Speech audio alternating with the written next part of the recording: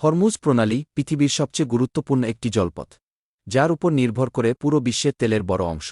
মধ্যপ্রাচ্যের পারস্য উপসাগরকে ওমান উপসাগরের সাথে যুক্ত করেছে এই প্রণালী। দৈর্ঘ্য প্রায় ১৬০ কিলোমিটার, আর সবচেয়ে সরু অংশ মাত্র ৩৩ কিলোমিটার। এক পাশে ইরান, অন্য পাশে ওমান এবং সংযুক্ত আরব আমিরাত। বিশ্বে সমুদ্রপথে যে তেল পরিবহন হয় তার প্রায় ২০% এই প্রণালী দিয়ে যায়। প্রতিদিন প্রায় ১,৭০,০০,০০০ ব্যারেল তেল এখান দিয়ে বিশ্বের বিভিন্ন দেশে পৌঁছায়। এটি সৌদি আরব, ইরাক, কুয়েত, কাতার ও সংযুক্ত আরব আমিরাতের তেল রপ্তানির প্রধান পথ।